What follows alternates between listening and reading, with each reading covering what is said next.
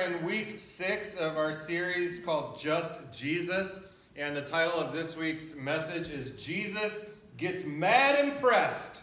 And he's very excited about something that's going on in this week's story.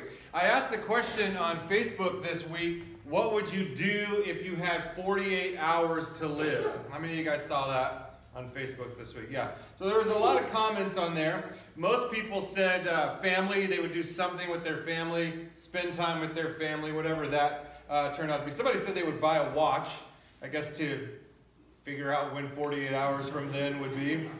Somebody said they would go skydiving, which I think your 48 hours might be cut short if you do that. Somebody's going to go watch a sunset. And I thought, what a waste of time. That was not you. I know you better than that. Somebody said they were going to ride a bull. I thought, yeah, that's another way to cut short your 48 hours. Rob a bank and give the money away. I want to know that person when that happens.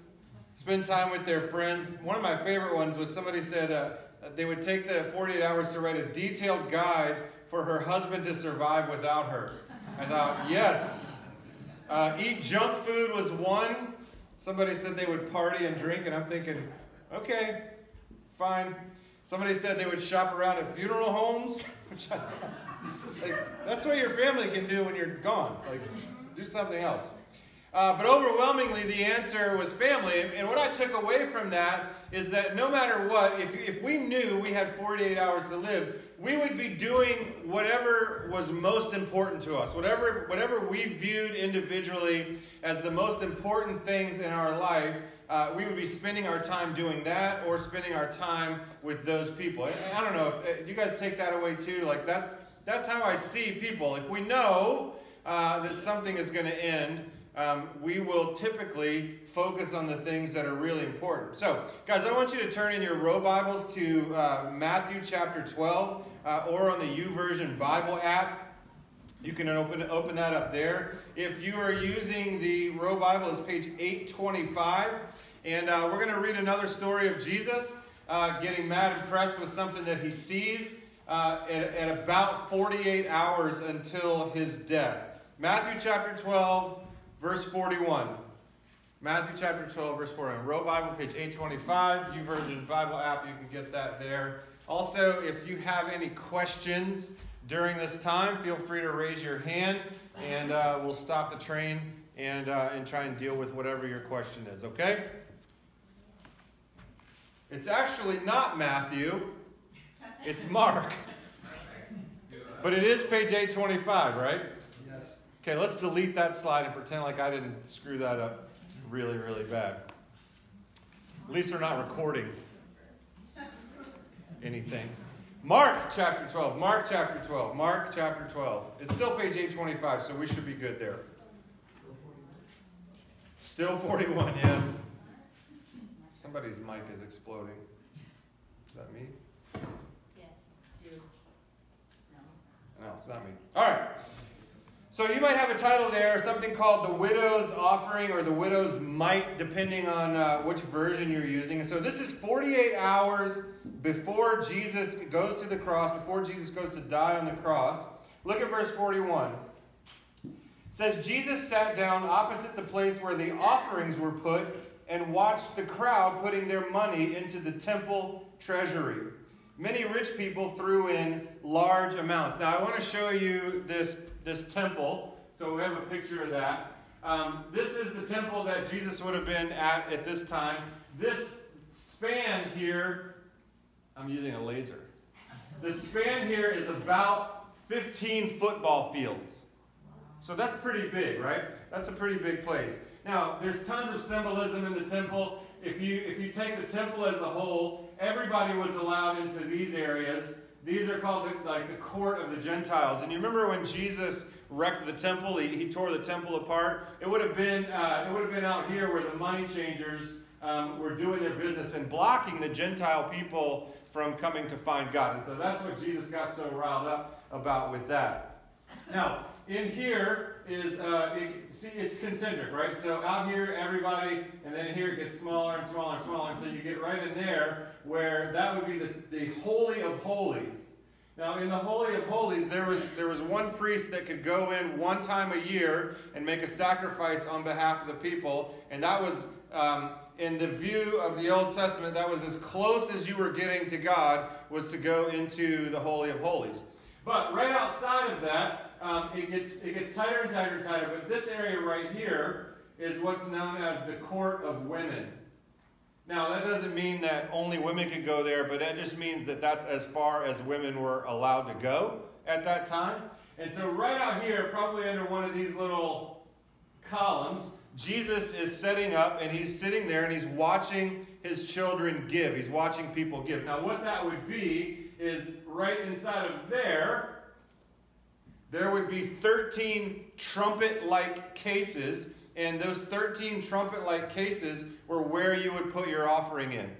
Now, it's a free will offering. Anybody could put any amount in that they wanted to. They were allowed to do that.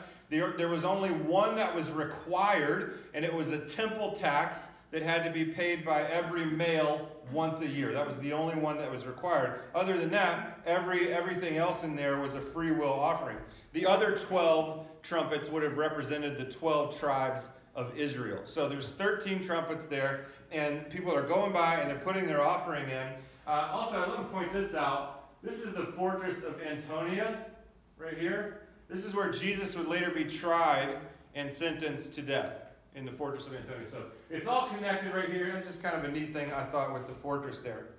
Now, after spending his day teaching the people and being confronted by religious leaders, Jesus comes into this Court of Women area, and he decides to sit down, and he decides to take a nap or rest, and just be there and watch what his people are doing. Jesus goes to the Court of Women, and he's watching people give. Now, this is 48 hours before he dies. I'm pointing this out because I think it's significant. If we would all agree that 48 hours before our death, we would be doing what's important to us, and Jesus is 48 hours outside of his death, we should surmise that Jesus is going to be doing what is important to him. So to me, it's important to think about this, this giving, and the fact that Jesus is watching this happen because of his imminent death on the cross in about 48 hours. So time is of the essence for Jesus. He doesn't have a lot of time left, and so he's going to do what's important to him. He knows that the cross is in his near future, and so he's doing what's important to him. And I think we learn a few things here. We learn that God watches what we do. I think we learn that God watches when we give. I think that we can also learn that God cares about what we do with our life. And the reason why is very simple. It matters to God how you live. We cannot think that we can just go on living however we feel like living, and that there's no consequence, and that God doesn't care because I'm a broken human and I'm messed up and all this. Now, I'm not saying that that might be your state, and God wants to rescue you from that and free you from that and make you whole from that. But we have to understand that it matters to God how we live, and it matters how we give, because giving is important. Now, somebody very close to me said, "I'm about tired of you talking about money."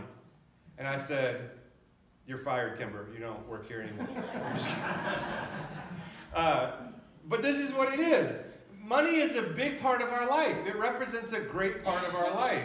And if Jesus, 48 hours outside of his death on the cross, is watching his children do this, watching his children give, then to me it's an important thing. Outside of sleep, we spend most of our time working for, gaining, dealing with, spending money. Right? So it's an important topic for us. And I want to say that Jesus cares about every aspect of your life. Not just certain parts, not just the parts that you're comfortable with him caring about, but Jesus cares about every aspect of our life, and how we deal with money and what we do with money is one of the things that Jesus cares about. He doesn't pick and choose the things that he wants to care about. Now, I understand that we had 24 people in our financial peace class this past Sunday night. You know what is exciting about that? I know you. I know who you are. I'm tracking your movements. But no, I know who's in that class, and I know what blessings are coming into your life. I've seen them in my own life, and so I can look into the future with my special pastor vision, and I can see what God is going to do in your life financially because of this class and because of your commitment to Him through this class. And it's an amazing thing. The Bible talks about money 4 times as much as it does prayer or faith. Now, would you get tired of a bunch of messages about prayer or faith? Probably not, maybe. I don't know. It depends on how well I did with that. So Jesus is concerned about our money, and we can't avoid this. Now, let's read verses 41 and 42. It says, Jesus sat down opposite the place where the offerings were put and watched the crowd putting their money into the temple treasury. Many rich people threw in large amounts. But a poor widow came and put in 2 very small copper coins worth only a few cents. The rich people threw in large amounts of money. Now, what I want to point out here is that Jesus does not condemn that. I've heard people over the years say that, that there's this gap between the rich person putting in a large amount of money and the poor person. And the rich person, oh, they're evil because they're doing this thing. Jesus doesn't say anything like that. Jesus doesn't condemn them. He's just stating a fact. He doesn't comment on them positively or negatively. It's just a simple statement. They gave large amounts. It was a free will offering. They wanted to give to the temple. They didn't have to do it. That's what they wanted to do. Now, I want us to be honest with ourselves about something. Most of us are not the widow. Now, there might be a homeless person here, but most of us ultimately are not the widow. Most of us are the rich. Let me give you some numbers here. If you make $33,000 a year, you're in the top 1% of earners in the world. So out of the almost 7 billion people on the planet, if you make $33,000 a year, you're in the top 1% of earners in the world. You say, well, I don't make that much. I make $1,000 a month, I make $250 a week. That's it. I got a terrible job. I hate my life. It sucks. No money. It's awful. If you make between $15,000 and $20,000 a year, you're in the top 5% of the world. Top 5% of earners in the world. If you make a combined family income of $80,000 or more, you are in the top 1/10 of 1% of earners in the world. Now, $80,000 sounds like a lot of money until you start paying car payments and rent and mortgage and all this stuff. Then $80,000 isn't really a lot of money. But if you make $80,000, top 1/10 of 1% in the entire world. Now, I am not speaking negatively about any of that. I'm just making a statement. Most of us, if we're being honest with ourselves, we are not the poor widow in this story. We are the rich person in this story. It's just a comment. Now, I want to show you a picture of this lady. She's fantastic in this picture. This is the woman you want to make you like Sunday lunch. You know what I'm saying? You guys know what I mean by that. Like, she knows how to cook something. And so you can see in the picture there this kind of trumpet thing, and it would go down, the offering would go down into the box. Now, this is a representation. They didn't have cameras back then. All right, just so you're clear. But this is what I imagine her looking like. And here's what we have to know about this woman. Because Jesus knows her, because Jesus knows her heart, because Jesus knows her life, Jesus knows that she is in abject poverty. Like completely and utterly impoverished. In other words, she is homeless. This woman only has what she has on her. So it's not like she's putting this money in and going back to some house somewhere or some other thing. This is all this woman has. And I want to show you what her money might have looked like. Now, they found some of this stuff back in archaeological digs and things like that. But this is an example of what these coins would look like. And she gave everything that she had in this offering. Now, she didn't have to do that. It's a free will offering. She could have given one and kept the other. But you say, like, how much could she have actually bought? I mean, if it's worth really, literally only a few cents, she might as well give it away. She's not going to get anything from that anyway. Now, let me just teach you about these coins. Financially speaking, these 2 coins could have sustained her for the day. These 2 coins, or each of these coins individually, represents 1/64th of a day's wage. A day's wage in this time was called a denarius. And so each coin represents 1/64th of a day's wage. She had 2 of them. Okay, so if you have a job where you make $8 an hour, 1/64th of your day's wage, if you work an 8-hour day, is $1. She had $2.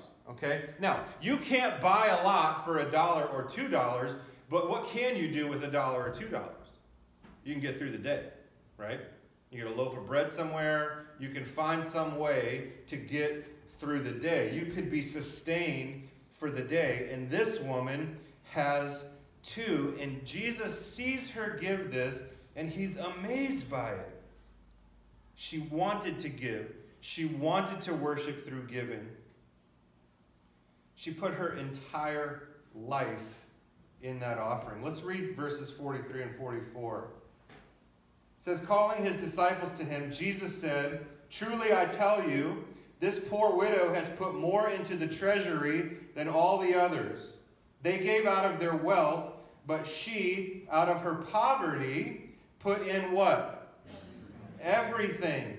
All she had to live on. That word live there comes from the Greek word bios, where we get biology or life, that kind of thing. She put her entire life into that offering. She did not have to do that. She wanted to do that. I want to say Jesus is not condemning what the rich people did. He's not putting them down. He's just commending this widow for what she did. Jesus takes note of her generosity, of her sacrifice. She has a heart for the things of God, and she gave her absolute best offering. The best thing that she could give, she gave, and she refused to make excuses for herself about that. She didn't say, well, I don't have much to give, so I won't give. She wanted to participate and worship. She wanted to give her free will offering. And I would say this, in the Old Testament, the Bible commands that we give 10% of our income. She did more than that. She did more than the command tells us. So let's talk about giving for just a minute. I'm going to move fast through this, all right? So stick with me. Let's talk about giving really quickly. First thing is this: giving honors God. Any kind of giving. Any kind of giving. Any giving that you do for someone else, that is an honor to God. I saw on somebody's Facebook page the other day, they had a picture of their coffee, because that's what you do. You can't have coffee without having a picture of it, else it didn't happen. But it said that somebody in front of them paid for their coffee. That is the kind of giving that honors God. Now, I don't think anybody's world is going to change because the car in front of them bought their Starbucks. But man, it'll make you smile. It'll make your day a little bit better from that. And it's just a simple $9 cup of coffee from Starbucks. You know what I mean? That's all it is, right? But giving honors God. And I would say any kind of giving honors God. So if you want to honor God, you put him first in everything you do, including your giving. Second thing is this: God cares what we do with our finances. Don't forget that Jesus is headed to the cross in 48 hours. And so he's spending time doing what's important to him. He cares about our finances. He also, we also notice this: giving sacrificially impresses God. Jesus is mad impressed by this. He is excited to see his child do this. Now I want to say something. We talked about porn last week in this church. And a lot of people have been talking to me about what's going on in their life with that. A lot of people have had a lot of conversations with me. I've heard about a lot of conversations that have been going on with other people. And me, I'm just a man. I'm just a guy. okay? I'm just a normal human person, just like any one of you out there. I am not your Savior. I'm not about to go die on the cross for you or anything like that. But when I hear the stories of you guys saying that you're going to follow this thing or that thing that Jesus said, I get my heart swells inside. It might be a condition, but my heart swells inside of me with pride for you.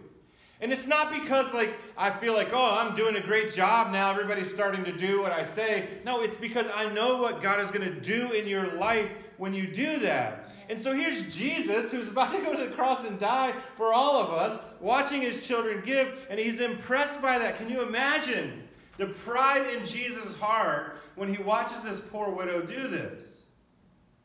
So our giving impresses God, and when we give sacrificially, I imagine Jesus' heart swelling with pride because we're committing ourselves to him. Giving sacrificially proves your reliance on God. This woman had nothing.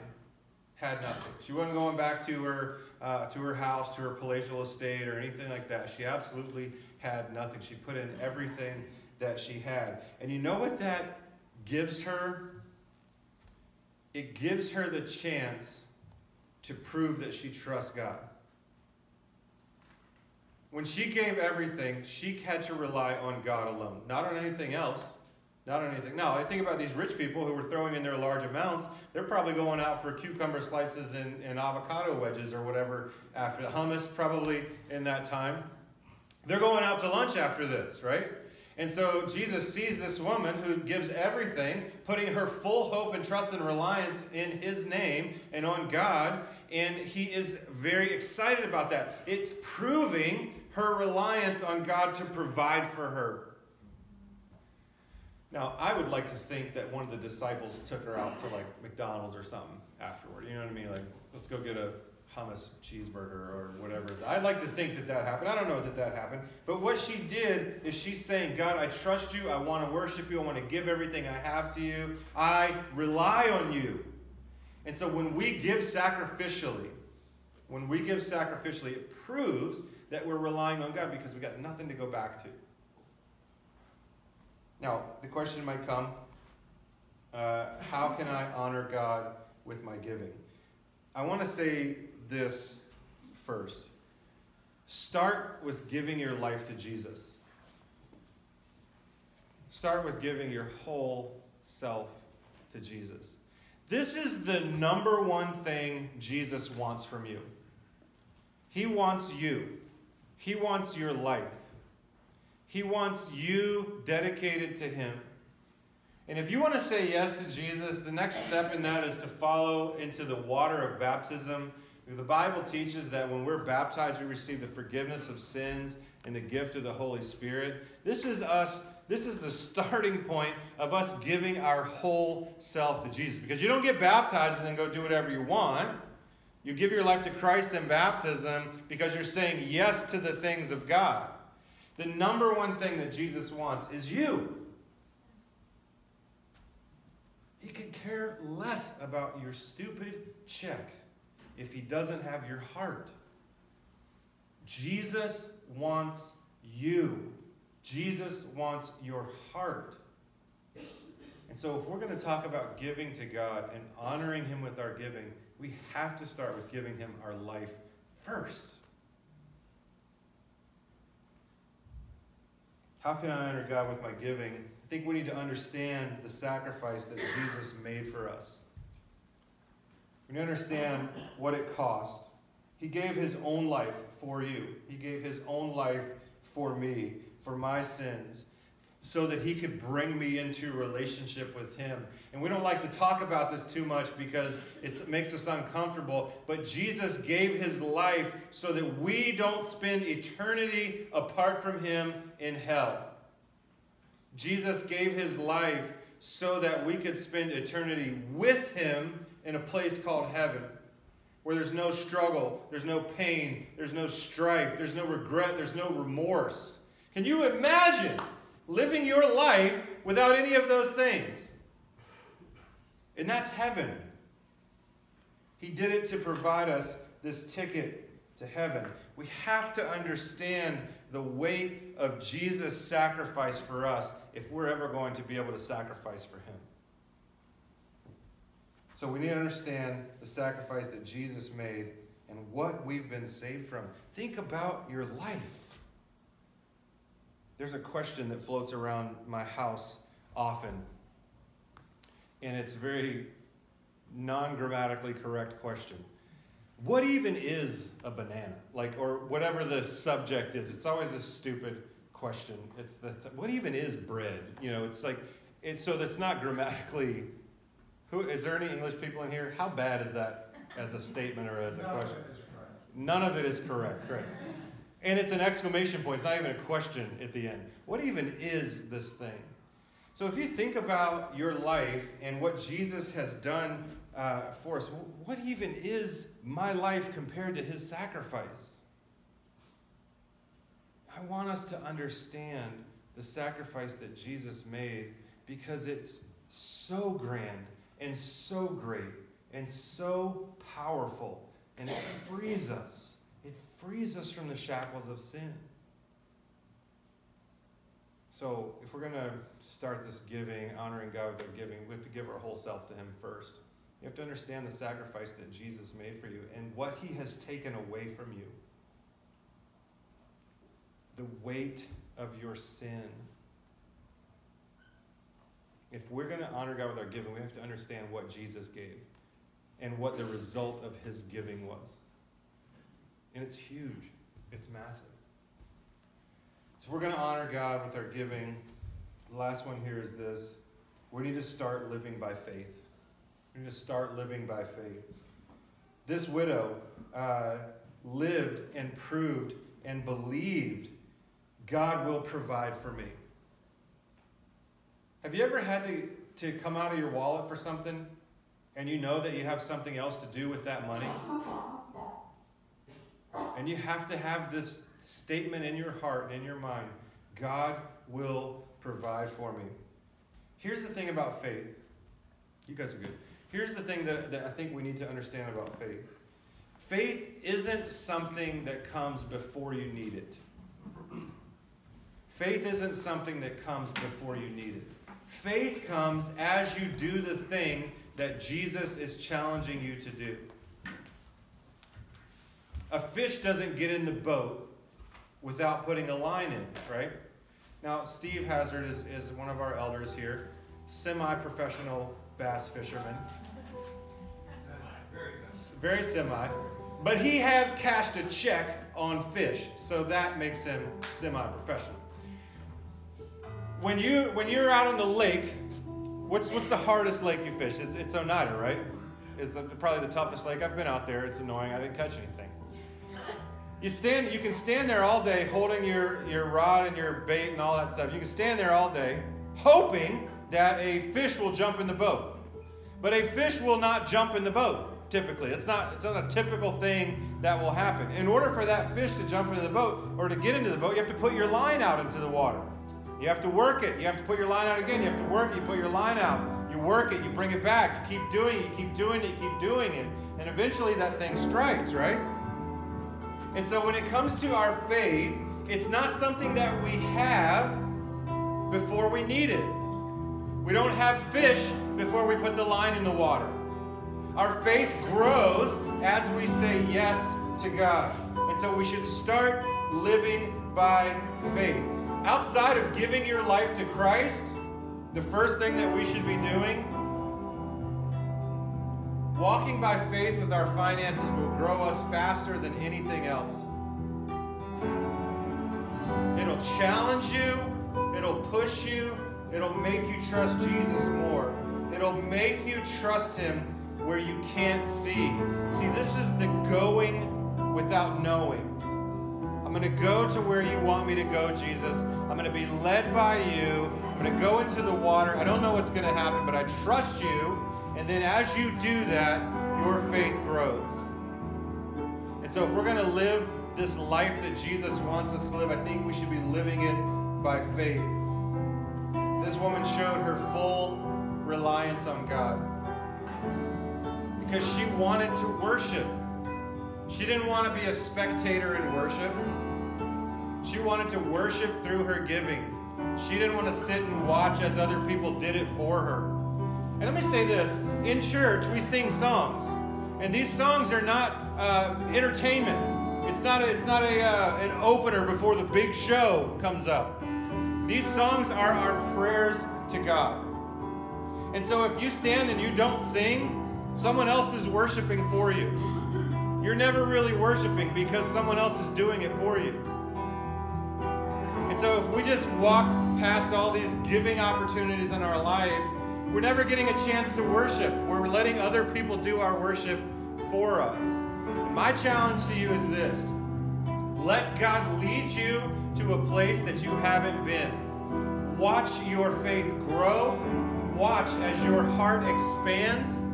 And watch as you see your influence in this world become greater and greater and greater because of what Jesus has done for you in your life and because you're saying yes to Him.